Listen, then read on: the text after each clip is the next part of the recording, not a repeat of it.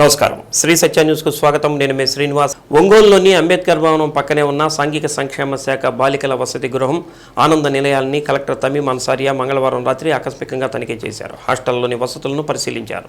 విద్యార్థినులతో ప్రత్యేకంగా మాట్లాడి వారికి అందుతున్న సదుపాయాలను అడిగి తెలుసుకున్నారు. మెనూ ప్రకారం భోజనం పెడుతున్నారా లేదా అని కలెక్టర్ ఆరా తీశారు.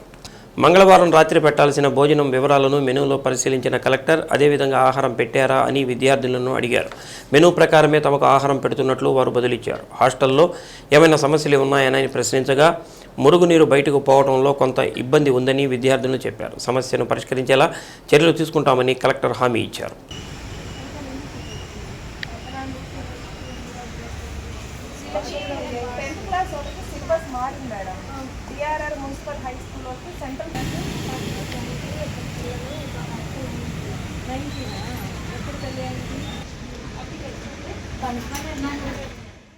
భూగర్భ జలాలు పెంపొందించేలా కార్యక్రమాలు విస్తారంగా చేపట్టాలని జలశక్తి అభియాన్ ప్రత్యేక అధికారి director of steel corporation Devadatta Satapathy తెలిపారు. జిల్లాలో జలశక్తి అభియాన్ పురోగతిపై సమీక్షించేందుకు కేంద్ర ప్రతినిధి బృందం జిల్లాలో పర్యటించనుంది. దీనిలో భాగంగా కేంద్ర ప్రతినిధి బృంద సభ్యులు ముందుగా కలెక్టర్ తమీం అన్సారియాను మర్యాదపూర్వకంగా కలిశారు.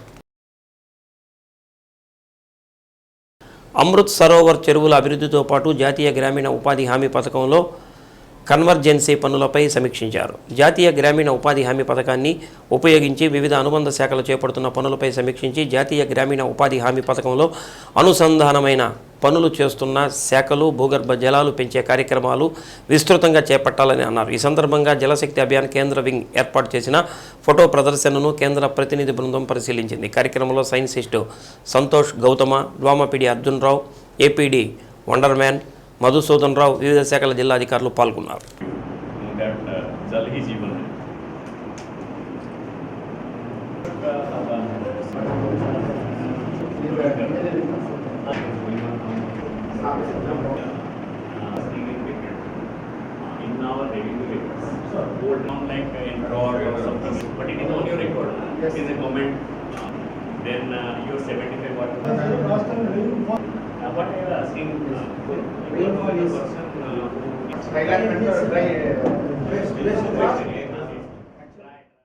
బియ్యం కందిపప్పు విక్రయాలకు నగరంలోని 3 రైతు బజార్లో ప్రత్యేక కౌంటర్లు ఏర్పాటు చేయాలని అధికారులను జేసీ గోపాలకృష్ణ ఆదేశించారు. కౌంటర్లలో నాణ్యమైన స్టీమ్ చేసిన బీపీటీ బియ్యం కిలో 49 రూపాయలు, పచ్చి బియ్యం కిలో 48 రూపాయలకి అందుబాటులో ఉంచాలని అన్నారు. పెరుగుతున్న నిత్యావసర వస్తువుల ధరలను నియంత్రించాలన్న రాష్ట్ర ప్రభుత్వ విధానంలో భాగంగా జిల్లాలో తీసుకోవాల్సిన చర్యలపై జేసీ ఆధ్వర్యంలో కలెక్టరేట్లోని మీకోసం సమావేశ మందిరంలో సమావేశాన్ని నిర్వహించారు. అదేవిధంగా కందిపప్పు కూడా కిలో 160 రూపాయలకు అందుబాటులో ఉంటాయని జేసీ తెలిపారు. కౌంటర్ల ఏర్పాటు కోసం వివిధ రైతు బజార్లను సందర్శించిన జేసీ మౌలిక సదుపాయాల పట్ల అసంతృప్తిని వ్యక్తపరిచారు. రైతు బజార్లో పారిశుధ్యం, మరుగుదొడ్ల నిర్వహణ మరింత మెరుగుపడాలని, మంచినీటి సౌకర్యానికి లోటు ఉండకూడదని అన్నారు. రైతు బజార్లకు వెళ్ళి వచ్చే దారులు సక్రమంగా నిర్వహించాలని ఆదేశించారు. అదేవిధంగా కంది పంట విషయంలో జిల్లా వ్యవసాయ అధికారులు మరింత కృషి చేసి విస్తీర్ణాన్ని పెంచాలని సూచించారు. సమావేశంలో DSO Uday Bhaskar, civil supply DM Satyanarayana, వ్యవసాయ మార్కెటింగ్ శాఖ అధికారులు, రైస్ మిల్లర్స్ అసోసియేషన్ అధ్యక్షులు చుండూరు రవిబాబు, బియ్యం కందిపప్పు మిల్లుల యాజమాన్యులు, వ్యాపారస్తులు సమావేశంలో పాల్గొన్నారు. ఇప్పుడు ప్రెజెంట్ 181 రూపాయలు 180 రూపాయలు పలుకుతుంది. దాన్ని రైతు బజార్లో 160 రూపాయల లెక్కన అమ్మడానికి ఆ మీటింగ్లో ఒప్పుకోవడం జరిగింది. తర్వాత BPT Sona Masuri fine rice, వాటిని స్టీమ్డ్ రైస్, వాటిని కేజీ 49 రూపాయల లెక్క అమ్మడానికి మరి ఒప్పుకోవడం జరిగింది. ప్రజెంట్ మార్కెట్ వాల్యూ అయితే 55.85 పైసలు, 55 రూపాయలు 85 పైసలు ఉన్నాయి. అట్లాగే BPT Sona Masuri fine rice raw, అది 48 రూపాయలకి అమ్మేందుకు రైతు బజార్లో ముందుకు రావడం జరిగింది. అది ప్రెజెంట్ వాల్యూ 52 రూపాయలు 40 పైసలు ఉంది. సో ఈ మూడిట్లో దానిని అందరు కూడా అక్కడ ప్రతినిధులు అందరూ ఒప్పుకోవడం జరిగింది. మరి ఈరోజు మార్నింగ్ మాకు టెలికాన్ఫరెన్స్ కూడా అందరూ కలెక్టర్ సివిల్ సప్లైస్ టెలికాన్ఫరెన్స్ కూడా జరిగింది. ఇక్కడ పలు ఆదేశాలు కూడా జారీ చేయడం జరిగింది. ఈ ప్రక్రియని గురువారం నుంచి అన్ని రైతు బజార్లో కూడా మరి చేపట్టడం జరుగుతుంది. స్థానిక ప్రజాప్రతినిధులు, మంత్రివర్యులు వాళ్ళ ఆధ్వర్యంలో దీన్ని ఓపెనింగ్ చేసి ప్రజలకి సరసమైన నాణ్యమైన ధరల్లో ఈ 3 వెరైటీలు అందించడానికి, అట్లాగే ఇతరత్ర కూరగాయలు లేదా పండ్లు లేదా ఆకుకూరలు లేదా ఇతరత్ర నిత్యావసర సరుకులు కూడా సరసమైన ధరల్లో అమ్మడానికి చర్యలు తీసుకోవడం చేయాలని ఆదేశాలు జారీ చేయడం జరిగింది. మరి గురువారం నాడు ఉదయం మనము ఈ 3 రైతు బజార్లో కూడా ఒక్కొక్క రైతు బజార్లో ఒక 4-5 షాపుల్లో 4-5 దీంట్లో పెట్టి అమ్మడానికి మనము ప్రణాళిక సిద్ధం చేస్తున్నాం.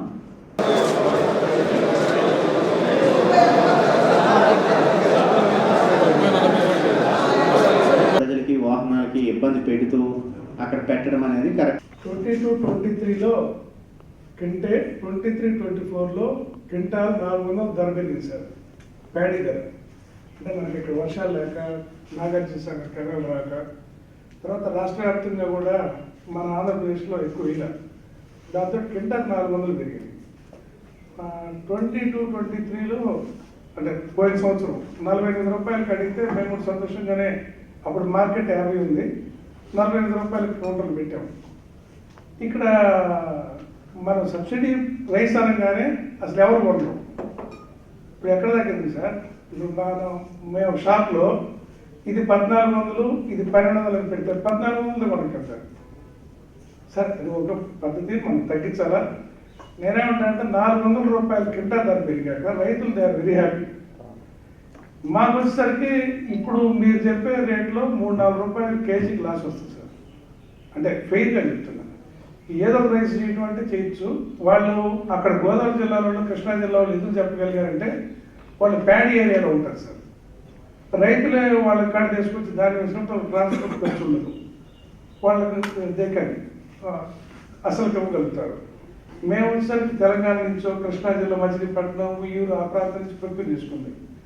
మాకు కింటాకి 150 రూపాయల నుంచి 170 రూపాయలు అదనపు కష్టపడుతుంది. అది అంటే అది బియ్యం మీదకి వచ్చేసరికి 2.5-3 రూపాయలు ఎఫెక్ట్ అవుతుంది సార్. అది నిన్న మీటింగ్ పోలేదు, పోయిన వాళ్ళు మనం చెప్పలేకపోయారు. అక్కడ కూడా మినిస్టర్ గారు చెప్తుంటే నోరు తెచ్చుకుని తప్ప అవకాశం అనేది పెద్ద జిల్లాలకు ఇస్తారు, కానీ మళ్ళాంటి జిల్లాల్లో చిన్న ఇండస్ట్రీ కాబట్టి అవకాశం ఇవ్వలేకపోయారు. తర్వాత సార్ సివిల్ సప్లైస్ నుంచి మేము గత సంవత్సరం బీజీలు ఇచ్చాము. బీజీలు మాకు వెనక్కి ఇవ్వలేదు సార్. డిఎం గారిని కంటిన్యూ అడుగుతున్నా. మొన్న ప్రొక్యూర్ మీరు బీజీలు అడిగితే ఇచ్చాం సార్, రబీలు అడిగితే ఇచ్చాం. అదే ప్రొక్యూర్మెంట్ చేయలేదు, మాకేం వడ్డీలు నష్టం అది వృద్ధాగా ఉంది. తర్వాత సార్ నేను ఇస్తాను సార్. తర్వాత 21-22కి ట్రాన్స్పోర్ట్ జరిగింది సార్, ప్యాడీ ట్రాన్స్పోర్ట్ పంపించారు కదా. ఇప్పుడు వరకు ఆ బిల్లు ప్రొడ్యూస్ చేయలేదు sir. Paddy transport district divide అయింది సార్. డివైడ్ అయినప్పుడు 13 జిల్లాలు అటు వెళ్ళిపోయింది, 13 మండలాలు బాపట్ల. అది నేను ఇమ్మీడియట్గా చర్యలు తీసుకున్నాను. నాకు కొంచెం డీటెయిల్స్ మీరు ఏమైనా ఇచ్చినా అంటే ఇక్కడ ఆఫీస్ నుంచి అని తెప్పించి బియ్యం మన అనుకుంది. ఇన్ఫ్లేషన్ తగ్గట్టుగా బియ్యం ధర పెరగల, కాకపోతే అందరి మీద వస్తువు కాబట్టి ఫోకస్ ధరలు పెట్టరు. కానీ అవే మేము సహకారం మా వంతుగా చేస్తాము. అవకాశం ఉంటే మీరు 50 రూపాయలు మా జిల్లాకి పరిగణించండి. Thank you.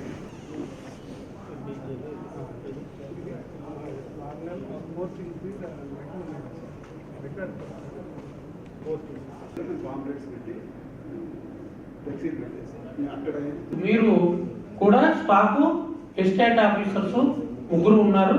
వాళ్ళ 3తో ఇప్పుడు నేను పరిచయం చేపిస్తాను.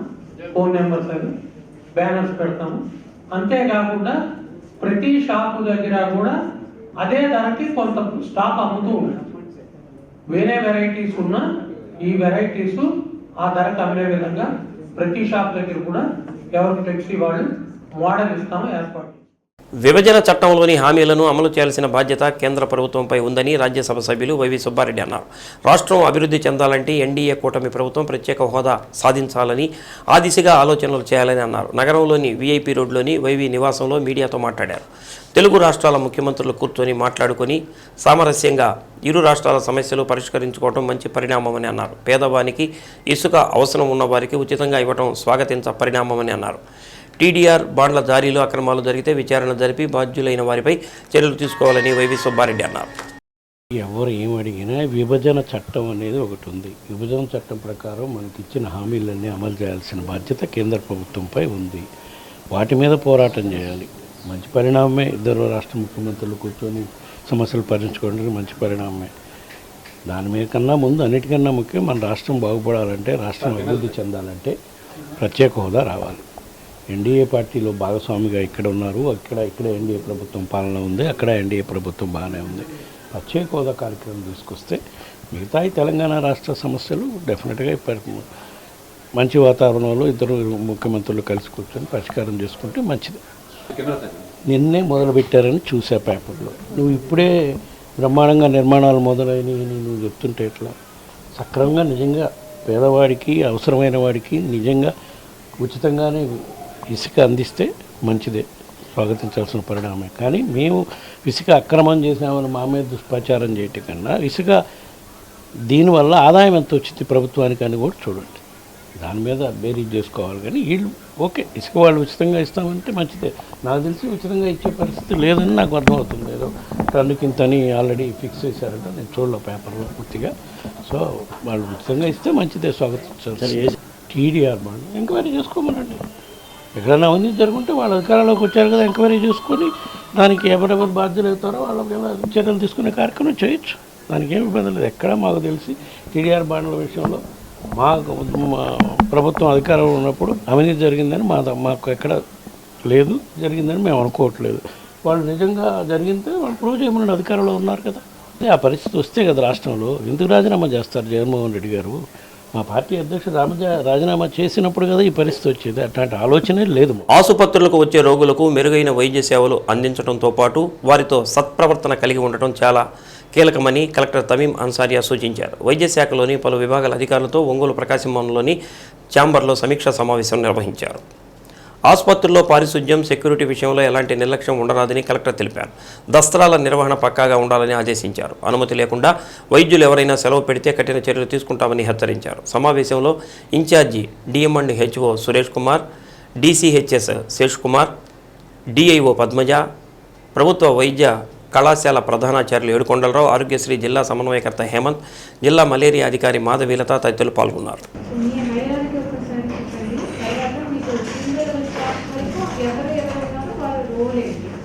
ఏం చేయాలి as per your job chart అనేది ఉంటుంది కదా, మీ డ్యూటీ సూపర్వైజర్స్ ఏం చేయాలి, వారితో దీంతో మెన్షన్ చేయలేదు. ప్రతి ఒక్కరు కూడా వారు చేయాల్సింది అది ముందు నాకు. జిల్లాలో మాతృ మరణాలు జరగకుండా చూడాలని ప్రాథమిక ఆరోగ్య కేంద్రం వైద్య సిబ్బందిని జిల్లా వైద్య ఆరోగ్య శాఖ అధికారి డాక్టర్ సురేష్ కుమార్ ఆదేశించారు. డిఎం&హెచ్ఓ కార్యాలయంలో మాతృ మరణాలపై సబ్ కమిటీ సమావేశం నిర్వహించారు. జిల్లాలోని గర్భిణీ స్త్రీలకు సకాలంలో సేవలు అందించాలని అన్నారు.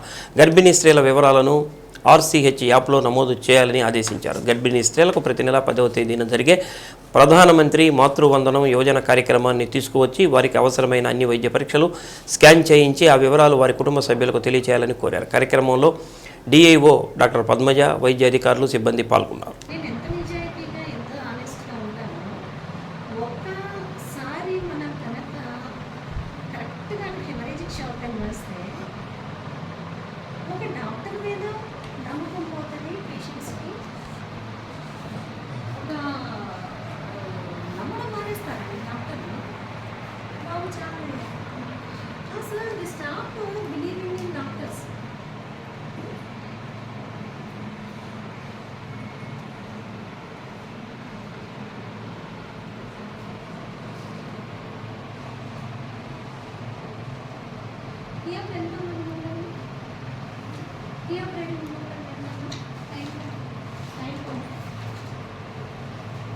బ్లడ్ లాస్ క్లియరెన్స్ సిజేరియన్ ఉంటే 1000 ఉంటుంది. 1000 అంటే నీకు ఒక 9.5 నుంచి 8.5 8కి వస్తుంది. అండి పేషెంట్ క్లినికల్గా డెడ్ పేల్ అండి. క్లినికల్గా పేషెంట్ డెడ్ పేల్. మరి 9.5 లేకపోతే మీరు బ్లడ్ ఎందుకు పెట్టుకోకుండా చేశారు సిజేరియన్? మీరు క్లినికల్గా టంగ్ చూసుకుని పేషెంట్ పేల్గా ఉంటే మీరు బ్లడ్ పెట్టుకుని చేయాలి కదా. ఇక్కడ మన ఫ్రీ నర్సింగ్ చేసేటప్పుడు ఏమైతుందంటే ఆన్లైన్ గారు దవక్కన వాళ్ళు టెన్లు పెట్టేసి పిలుస్తారండి. మనం మీరు మొహమాటాన్ని పోకూడదు. మండలాల వారీగా ఇచ్చిన లక్ష్యాలను పూర్తి చేసేలా మండల స్థాయి సిబ్బంది సమిష్టిగా పనిచేయాలని డిఆర్డీఏ పీడీ వసుంధర తెలిపారు. వెలుగు శిక్షణ కేంద్రంలో డిఆర్డీఏలో అమలవుతున్న పథకాల పురోగతిపై జిల్లా స్థాయిలోని సిబ్బందితో సమీక్షా సమావేశం నిర్వహించారు.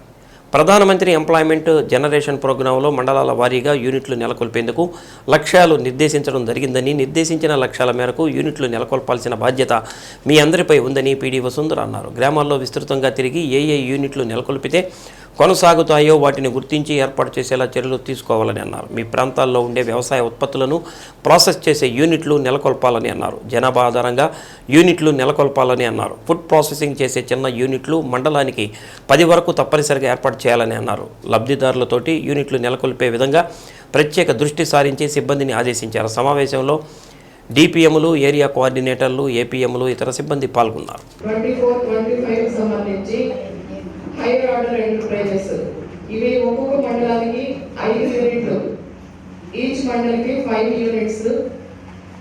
సో ఇవి పిఎంఎఫ్ఎంఈకి సంబంధించి ఈ 5 యూనిట్లు ప్రతి మండలంలో కూడా తప్పనిసరిగా ఐడెంటిఫై చేయాలి. మీరందరూ ఇప్పటికీ ఒక ఐడియా వచ్చి ఉంటారు అనుకుంటున్నాను. మీ ఏరియాలో ఏ యూనిట్కి డిమాండ్ ఉంటుంది, వైబిలిటీ ఏది ఉందో చూసుకోవాలి. అలాగే దీంట్లో మన ఎస్హెచ్డి మెంబర్స్ని తీసుకోవచ్చు, ఫుడ్ ప్రాసెస్ ఎఫ్పిఓస్ నుంచి కూడా వాళ్ళు కూడా తీసుకోవచ్చు. ఆ ఏరియాలో ఏవైతే అగ్రికల్చర్ సెక్టార్ నుంచి పంటలు అవి పండుతాయో దానికి సంబంధించి ప్రాసెసింగ్ చేయడానికి యూనిట్స్ కూడా ఐడెంటిఫై చేయవచ్చు. సో మనకు కొన్ని మండలాల్లో ఆల్రెడీ ఇప్పటికే కోల్డ్ ప్రెసింగ్ యూనిట్స్, ఇది ఆయిల్ ఎక్స్ట్రాక్షన్ చేసేది కోల్డ్ ప్రెసింగ్ యూనిట్స్ ఐడెంటిఫై చేస్తున్నారు. అలాగే బేకరీస్, ఐస్ క్రీమ్ యూనిట్స్, తర్వాత చిల్లీ పౌడర్, ఇంకా టర్మరిక్ పౌడర్ ప్రిపరేషన్, తర్వాత స్పైసెస్ తయారు చేయడం, ఇట్లాంటి యూనిట్స్ అన్నీ కూడా ఇవి పెద్ద యూనిట్స్. పిఎంఎఫ్ఎంఈలో 10 lakhs అప్ టు 10 lakhs ఇంకా వాళ్ళ ఇంట్రెస్ట్ నుండి బాగా చేస్తే ఇది ఇండివిజువల్గా అయినా చేసుకోవచ్చు, గ్రూప్గా అయినా చేయొచ్చు. సో మోర్ దాన్ 10 lakhs కూడా 25 lakhs వరకు కూడా యూనిట్ అనేది మనము ఐడెంటిఫై చేయొచ్చు. సో మెయిన్ ఏంటంటే మండలంలో 5 యూనిట్లు కాబట్టి మీ మండలంలో ఎన్ని విలేజెస్ ఉన్నాయి, పాపులేషన్ బట్టి తీసుకోండి. ఎక్కువ పాపులేషన్ ఉన్న చోట వాళ్ళకి ఏది అవసరం అవుతుంది అనే విషయాన్ని బట్టి ఈ యూనిట్స్ ఐడెంటిఫై చేయాల్సి ఉంటుంది. తిరగండి ఒకసారి విలేజెస్ అన్ని, విలేజ్ తిరిగి అక్కడ ఉన్న వాళ్ళకు ఉన్న నెసిటీని బట్టి ఈ వివో మీటింగ్స్ లో ఐడెంటిఫై చేసుకోవచ్చు. మీరు విలేజ్ మొత్తం తిరగవచ్చు. ఇట్లా తిరిగి ఈ యూనిట్స్ అయితే కంపల్సరీ ఐడెంటిఫై చేయాల్సి ఉంటుంది. ఈచ్ మండల్కి 5 యూనిట్స్ పిఎంఎఫ్ఎంఈకి చెప్తున్నాము టార్గెట్. అలాగే సీడ్ క్యాపిటల్కి సంబంధించి ఈచ్ మండల్కి 10 యూనిట్స్ చెప్తున్నాము. ఇవన్నీ కూడా కంపల్సరీ మనము అచీవ్ కావాలి. కేంద్రంలో సంకీర్ణ ప్రభుత్వం కార్మికులపై ఉక్కుపాదం మోపుతుందని సిఐటియు రాష్ట్ర ప్రధాన కార్యదర్శి ఉమామహేశ్వరరావు ఆరోపించారు. జాతీయ కోర్కెల దినోత్సవాన్ని పురస్కరించుకుని సిఐటియు ఆధ్వర్యంలో ఒంగోలు కలెక్టరేట్ ఎదుట కార్మికుల సమస్యలను పరిష్కరించాలని ధర్నా కార్యక్రమం చేపట్టారు. ఇటీవల జరిగిన ఎన్నికల్లో టీడీపీ, జనతాదళ్ పార్టీలతో కలుపుకొని కేంద్రంలో నరేంద్ర మోడీ సంకీర్ణ ప్రభుత్వం ఏర్పాటు చేశారని ఉమామహేశ్వరరావు విమర్శించారు. గతంలో కార్మికులపై ఉక్కుపాదం మోపినట్టుగా నేడు కూడా అదే విధంగా వ్యవహరిస్తున్నారని మండిపడ్డారు. ప్రభుత్వ రంగ సంస్థలను ప్రైవేటు సంస్థలకు దారాదత్తం చేస్తూ ప్రజాధనాన్ని దోపిడీదారులకు కట్టబెడుతున్నారని ఎద్దేవా చేశారు.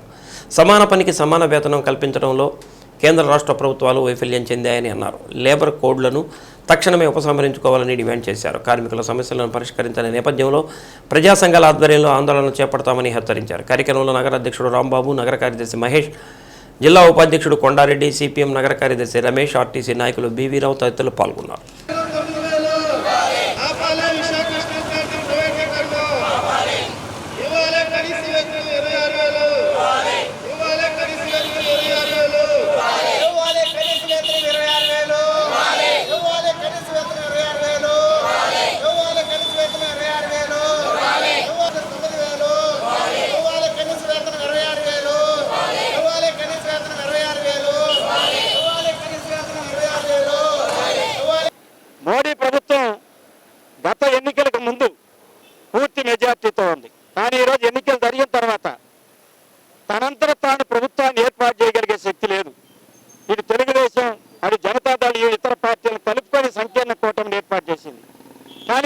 విధానాలు మాత్రం గత ప్రభుత్వంలో ఏ రకంగా అయితే దూకుడుగా వెళ్ళిందో, కార్పొరేట్ సంస్థలకి మేలు చేసే పద్ధతులు, కార్మిక వర్గాన్ని బానిసలుగా మార్చే పద్ధతులు ఏ విధానం అయితే అమలు చేసిందో అదే విధానాలను ఈరోజు అమలు చేస్తా ఉంది. ఇటువంటి విధానాల్ని మానుకోమని కేంద్ర ప్రభుత్వాన్ని డిమాండ్ చేస్తా ఉన్నాం. లేబర్ కోడ్స్, కార్మిక వర్గం బ్రిటిష్ వారి కాలం నుంచి పోరాడి సాధించుకున్నటువంటి హక్కులు, చట్టాలు, సమ్మె హక్కు, పని గంటలు, కనీస వేతనాలు, ఇటువంటి చట్టాలు ఏవైతేనో ఈ చట్టాలన్నింటినీ నిర్వీర్యం చేసి యజమానులకు అనుకూలంగా మారుస్తూ ఉంది. అటువంటి లేబర్ కోడ్లు ఈరోజు దేశవ్యాప్తంగా అమలు చేయడానికి పూనుకుంటా ఉన్నారు. పార్లమెంట్లో 146 మంది ఎంపీలని, ప్రతిపక్ష ఎంపీలని సస్పెండ్ చేసి గత ఎన్నికల ముందు హడావిడిగా తీసుకొచ్చినటువంటి న్యాయ సంహిత, భారతీయ న్యాయ సంహిత అంట, ఇండియన్ పెనల్ కోడ్ లాంటి న్యాయ చట్టాలను మార్పు చేసి నిరంకుశమైనటువంటి చట్టాన్ని ఈరోజు తీసుకొచ్చింది. ప్రజానీకం యొక్క అభిప్రాయం కానీ ప్రతిపక్షాల అభిప్రాయాన్ని పరిగణలో తీసుకునేటువంటి పాత్ర లేదు. ఈరోజు మేధావులు అనేక మంది చెప్తా ఉన్నారు, చరిత్రకారులు చెప్తా ఉన్నారు, ఇటువంటి న్యాయ చట్టాలు మన భారతదేశానికి పనికిరావు, ఇటువంటి న్యాయ చట్టాలను వెనక్కి తీసుకోండి, వీటి మీద మరలా చర్చ జరగాలని చెప్తున్నప్పటికీ పరిచయం పెడతా ఉంది. ఇటీవలే చూసాం, ఎయిర్టెల్ కానీ, జియో కానీ ఇటువంటి కంపెనీలకి ఛార్జీలు పెంచి 20,000 కోట్ల రూపాయలు ప్రజల మీద భారాలు మోపడానికి కేంద్ర ప్రభుత్వం కారణమైంది. ధరలు పెరుగుతా ఉన్నాయి, వెల్లిపాయ ధరలు, టమాటా ధరలు పెరుగుతున్నాయి, కార్మిక వర్గానికి కనీస వేతనాలు పెంచట్లేదు, నిజ వేతనాలు పడిపోతా ఉన్నాయి. ఇటువంటి స్థితిలో దేశవ్యాప్తంగా 26,000 రూపాయలు కనీస వేతనం చట్టం చేయమని, దేశమంతా అమలు చేయమంటే మోడీ ప్రభుత్వం పరిచయం పెడతా ఉంది. రెండో వైపు మతోన్మాద విధానాలను కొనసాగిస్తూ ముస్లింల మీద, క్రిస్టియన్, దళితుల మీద, మైనార్టీల మీద పెద్ద ఎత్తున దాడులు చేస్తా ఉన్నారు. ఇటువంటి చర్యల్ని విడనాడకపోతే దేశవ్యాప్తంగా కార్మిక వర్గం ఉవ్వెత్తున ఉద్యమిస్తుంది. అవసరమైతే ఈ యుద్ధ పోరాటానికైనా మోడీ ప్రభుత్వాన్ని వెనకగొట్టి కార్మిక వర్గ హక్కులను కాపాడుకునే దానికోసం సిద్ధమవుతారని చెప్పి ఈ సందర్భంగా కేంద్ర ప్రభుత్వాన్ని హెచ్చరిస్తా ఉన్నాం. Sriram multi super speciality hospital ప్రారంభించి 2 సంవత్సరాలు పూర్తయిన సందర్భంగా డాక్టర్ చేపల వంశీకృష్ణ, డాక్టర్ చేపల శాంతకుమారి ఆధ్వర్యంలో ఆసుపత్రి ఆవరణలో రక్తదాన శిబిరాన్ని ప్రారంభించారు. డాక్టర్ చేపల వంశీకృష్ణ, చేపల శ్రీనివాస్ హాస్పిటల్ వైద్యులు, సిబ్బంది రక్తదానం చేశారు.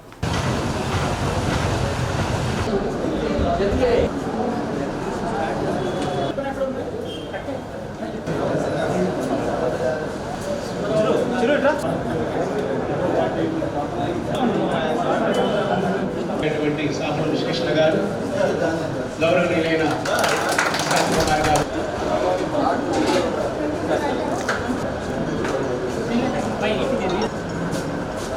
15 సంవత్సరాలుగా తనను ఆదరించిన ప్రకాశం జిల్లా ప్రజలకు డాక్టర్ చేపల వంశీకృష్ణ కృతజ్ఞతలు తెలిపారు. తన ఎదుగుదలకు ఎంతోమంది శ్రేయోభిలాషుల ప్రోత్సాహం ఉందని అన్నారు. తనకు అండగా నిలిచిన వైద్య సిబ్బందికి ప్రత్యేకంగా కృతజ్ఞతలు తెలిపారు. వైద్య వృత్తితో పాటు సామాజిక సేవలు కూడా చేయటం, ప్రతి వారం ఏదో ఒక ఊరిలో ఉచిత వైద్య శిబిరాలు ఏర్పాటు చేయడం లాంటివి సమాజానికి తన వంతు సేవను అందించడం గర్వంగా ఉందని అన్నారు.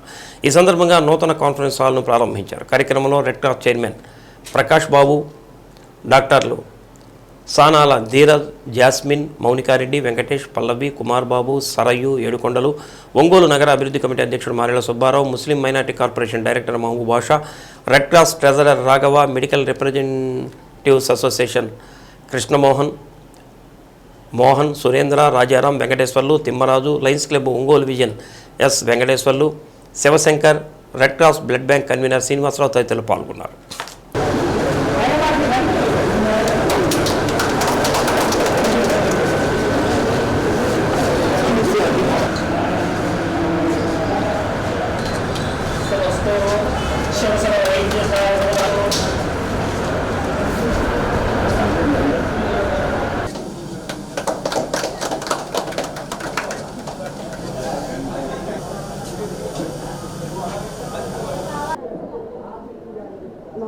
ఈరోజు మా హాస్పిటల్ స్టాఫ్ మొత్తం కూడాను సుమారుగా 100 మంది దాకాను ఈరోజు బ్లడ్ డొనేషన్ చేయటం జరిగింది. మన ప్రజలకి అవసరమైన వాళ్ళకి, రోగులకు అవసరమైన వాళ్ళకి బ్లడ్ మా రక్తం, వైద్య బృందం యొక్క రక్తం అందించడం ద్వారా మేము కృతజ్ఞతలు తెలియజేయాలని చెప్పని ఒక ఆలోచనతో ఈరోజు రక్తదాన శిబిరం చేయటం జరిగింది.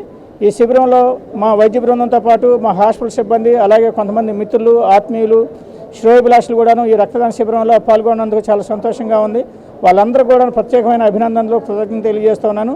అలాగే మీ అందరూ కూడాను ఎప్పటిలాగే మరింత మెరుగైన వైద్య సేవలు అందించాలనే ఉద్దేశంతో మన ఎమర్జెన్సీ వారి క్యాజువాలిటీని, అలాగే ల్యాబొరేటరీని, అలాగే ఫిజియోథెరపీ వార్డుని కూడాను ఆధునికీకరించి ఈరోజు మన అతిథుల చేతుల మీదుగా ప్రారంభం చేయటం జరిగింది. మమ్మల్ని ఎప్పటిలాగే ఆదరిస్తారని చెప్పని, అలాగే మేము కూడా మీకు ఎప్పుడు సర్వీస్ చేయడంలో కూడా ముందుంటామని చెప్పని తెలియజేసుకుంటూ మాకు ఈ అవకాశాన్ని కల్పించిన ప్రకాశం జిల్లా ప్రజలందరూ కూడాను మేము అందరికీ పేరు పేరున హృదయపూర్వక ధన్యవాదాలు, కృతజ్ఞతలు తెలియజేస్తాం. ప్రజలు గుర్తించిన పేదల పక్షపాతి అయినటువంటి చాపల వంశీకృష్ణ గారి ఆధ్వర్యంలో చక్కటి వైద్య సేవలు అందిస్తూ తన యొక్క అభివృద్ధికి పాత్రులైనటువంటి కారకులైనటువంటి ఈ ప్రజలకు తాను ఎలా కృతజ్ఞత తెలియజేసుకోవాలో ఒక వినూత్నంగా ఆలోచించి ఈ రక్తదాన శిబిరాన్ని ఏర్పాటు చేయడం, ఆ రక్తదాన శిబిరం నిర్వహించే అదృష్టం మా ఇండియన్ రెడ్ క్రాస్ వారికి కల్పించడం మేము ఎంతో సంతోషిస్తున్నాం. తప్పకుండా ఎవరైనా సరే అన్నిటికంటే గొప్పది రక్తదానం. మరి హాస్పిటల్ డాక్టర్గా ఆయనకు తెలుసు ఆ రక్తం అనే ఆవశ్యకత ఎటువంటిదో ఆ ఆవశ్యకతను గుర్తించి ఇలాగా హాస్పిటల్ స్టాఫ్ చేత, అలాగే హాస్పిటల్లో ఉన్నటువంటి అభిమానుల చేత, ఆయనకు అభిమానుల చేత ఇలా రక్తదానాన్ని ప్రోత్సహించడం వారిని అభినందిస్తూ ఉన్నాను. అలాగే సూపర్ స్పెషాలిటీ ఈ శ్రీరామ్ సూపర్ స్పెషాలిటీ హాస్పిటల్ ప్రజలకు మరింత దగ్గర కావాలని ప్రతి స్టెప్పులోనూ ఆధునీకరణకి పాల్పడుతూ ఒక్కొక్క స్టెప్ పెంచుకుంటూ దీన్ని అత్యంత ఆధునిక హాస్పిటల్గా డాక్టర్ గారి ఆలోచన చాలా గొప్పది. అటువంటి ఆలోచన ఉన్న డాక్టర్ గారు తప్పకుండా ప్రజలందరూ కూడా ఈ హాస్పిటల్ని ఆదరించి వారి యొక్క సేవల్ని వినియోగించుకోవాల్సిందిగా మన జిల్లా ప్రజలందరికీ కూడా రెడ్ క్రాస్ తరఫున విజ్ఞప్తి చేస్తారు. నగరంలో పలు సేవా కార్యక్రమాలు చేస్తున్న ముఖ్యులచే ఆయన ప్రారంభించడం అనేది చాలా ఉపయోగం. ఇవాళ ప్రారంభంతో పాటు సదాగా సేవా లక్షణం గల డాక్టర్ వంశీకృష్ణ శాంతకుమారి దంపతులు ఇవాళ రక్తదాన శిబిరం ఏర్పాటు చేసి ఆ సందర్భంగా కొన్ని అర్ధరాత్రులు ప్రారంభించారు. భవిష్యత్తులో ప్రజలకు బాగా సౌకర్యాలు ఉండే విధంగా ఈ సేవలు ఉపయోగపడాలని మనస్ఫూర్తిగా కోరుకుంటాం. నగరంలోని ఎన్టీఆర్ కాలనీలోని రెడ్ మన్షన్ అనాథ బాలల వసతి గృహ నిర్వాసిత విద్యార్థులకు శ్రీ కాళిదాసు సేవా సమితి ఆధ్వర్యంలో ప్రవాస భారతీయులు అప్పన్న శ్రీనివాస్ నళిని దంపతుల సహకారంతో నోట్ పుస్తకాలు, పెన్సిళ్లు, పెన్నులు అందజేశారు. ప్రవాస భారతీయుల సహకారంతో విద్యార్థులకు విద్యా సామగ్రిని అందించామని గుర్రం సత్యనారాయణ తెలిపారు. ఏదైతే లక్ష్యంతో సేవా సమితిని స్థాపించారో ఆ లక్ష్య సాధన దిశగా విద్యార్థుల భవిష్యత్తును తీర్చిదిద్దడానికి సత్యవతి కృషి చేస్తున్నారని అభినందించారు. ప్రతి ఒక్కరి జీవితంలో విద్య ఉన్నత స్థానంలో నిలుపుతుందని, ఆర్థిక లేమితో ఏ ఒక్కరూ విద్యకు దూరం కాకూడదనే భావనతో శ్రీ కాళిదాసు సేవా సమితి పనిచేస్తుందని సమితి వ్యవస్థాపక అధ్యక్షురాలు తీగల సత్యవతి పేర్కొన్నారు. కార్యక్రమంలో చేమకుర్తి శివప్రసాద్, శుభాదేవి, శ్రీనివాస రెడ్డి, ధనిశెట్టి రామనాయుడు, నిర్వాహకులు బిందు తదితరులు పాల్గొన్నారు. ఈ కార్యక్రమం పిల్లల గురించి అని ముందుగా మాకు చెప్పగానే మా ఫ్రెండ్ శ్రీనివాస్ గారు వారు లండన్లో ఉంటారు. చెప్పగానే వెంటనే ఒక 10 నిమిషాల్లోనే డబ్బులు పంపించేశారు. వారి వైఫ్ నళిని గారు, వారికి ఎంతో మేము కృతజ్ఞతలు తెలియజేస్తున్నాము. ఎందుకంటే వారికి తెలుసు వారు అంత స్థాయికి వెళ్ళారు, లండన్ దాకా వెళ్ళారంటే వారికి చదువు విలువ తెలుసు. వారు చదువు అనగానే మన భారతదేశం కూడా ప్రతి ఒక్కరు చదువుకోవాలి, ప్రతి ఒక్కరు విజ్ఞానవంతులు అవ్వాలి, ప్రతి ఒక్కరు భారతదేశానికి మంచి పేరు తేవాలని చెప్పి వేరే యొక్క ఆలోచన లేకుండా ఈ డబ్బుల్ని సహకరించారు. ఈ అవకాశాన్ని ఇచ్చినందుకు మీకు ముందుగా ధన్యవాదాలు తెలుపుతూ ఇంకొన్ని మంచి విషయాలు నేను మీతో పాటు పంచుకుందాం అనుకుంటున్నాను. ఏమంటారు, ఏ నాగరికత లేనప్పుడు ఒకప్పుడు 2000 సంవత్సరాల క్రితం నగరంలోని చర్చి సెంటర్లోని ఆర్డీఓ కార్యాలయం ఎదుట కరెంటు స్తంభం మీద ఉన్న విద్యుత్ తీగలలో ఒక వైరు తెగిపడడంతో ఒకసారిగా స్తంభంపై మంటలు వ్యాపించాయి. స్తంభంపై ఉన్న కేబుల్ వైర్ల కారణంగా మంటలు పెద్ద ఎత్తున వ్యాపించడంతో స్థానికులు అగ్నిమాపక సిబ్బందికి సమాచారం ఇవ్వడంతో సిబ్బంది ఘటనా స్థలానికి చేరుకొని మంటలను అదుపులో చేశారు. ఈ సమయంలో చుట్టుపక్కల ప్రజలు ఎవరూ లేకపోవడంతో ప్రమాదం తప్పినట్లుంది.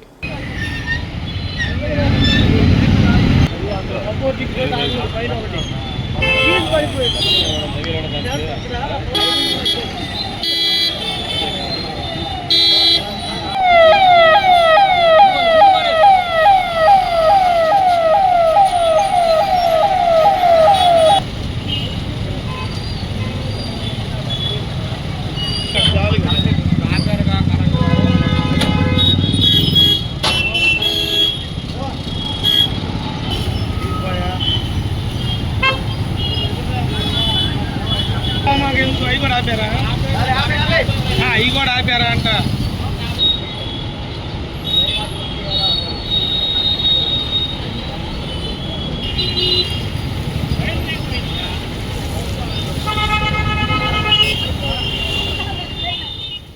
శ్రీ సత్య న్యూస్లో నీటి మాట. అందమైన జీవితం అందరికీ ఉండదు, కానీ మన జీవితాన్ని అందంగా మార్చుకునే అవకాశం మనకు మాత్రమే ఉంటుంది. శ్రీ సత్య న్యూస్ ఇంతటితో సమాప్తం. నమస్కారం.